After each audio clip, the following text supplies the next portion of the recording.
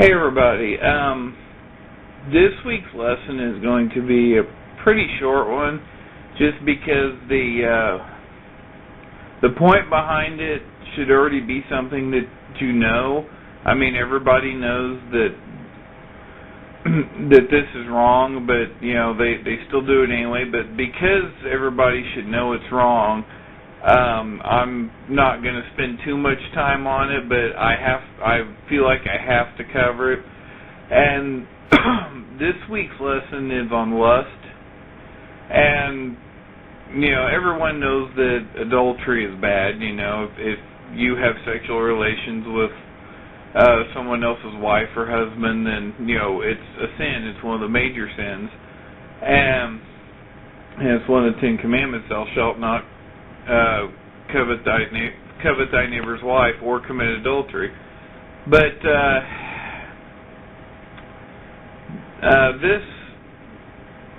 this lesson, I'm just going to point out a few scriptures to you that I'm hoping will help people out there realize how serious the Bible and God takes the subject of lust. And, lust is what leads to adultery in the first place. And lust is something that, there's a very fine line between lust and love. And a lot of people don't realize that, but there is.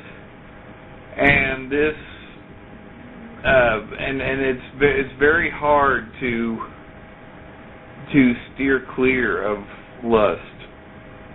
So, I'm just going to read you a few scriptures for you to think about, and just remember that if you look at a woman or a man and you're looking at them very praisingly and you're thinking how much you want them, well, that's bordering on lust, and even is over in the lust territory, depending on how you're thinking about wanting them.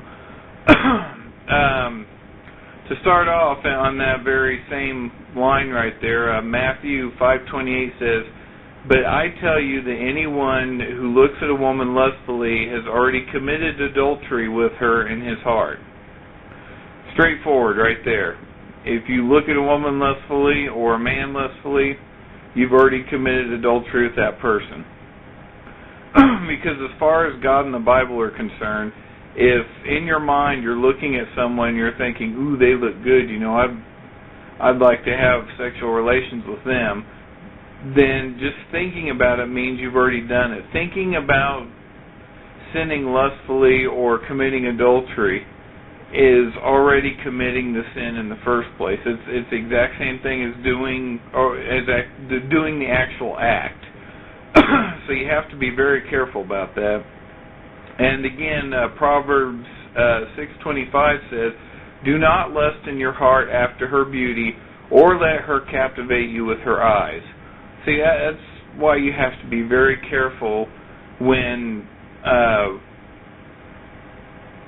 admiring a beautiful person, a beautiful woman or a handsome man. You have to be very careful about that, because it can easily turn into lust if you let it. Now, if you just kind of see a beautiful woman or a handsome man out of the corner of your eyes, and you kind of do a double take, but then your attention goes right back to what you were doing, that's okay, because God made people beautiful for a reason. And it's so we could be attracted to each other, but the thing is you have to be careful not to let that attraction turn into lust. And to sort of finish this up, 1 Peter 2:11 says, "Dear friends, I urge you as aliens and strangers in the world to abstain from sinful desires which war against your soul." And what that pretty much says is, this goes for all sin, whether it's the desire to curse or the desire to get angry and argue with someone, or to complain, or the desire for a woman or a man, it's, like it says, it's war against your soul. When you allow yourself to lust after someone, that's against what God wants, and it will hurt the condition of your soul. So that's pretty much it.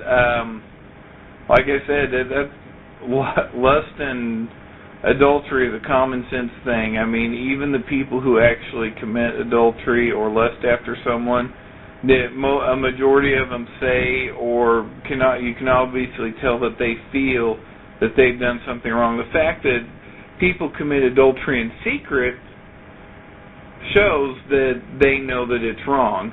So, again, it's a common sense thing, and I just wanted to touch up on it as this week's lesson.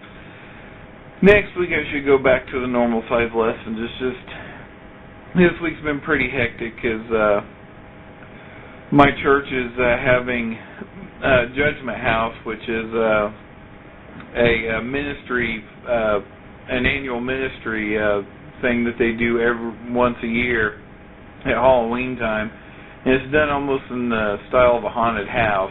But we've been preparing for that, and I'm just a parking attendant in this thing. I didn't get involved soon enough to have an acting part, but it's been busy enough anyway, not to mention work on top of that and everything else. So I'm just trying to.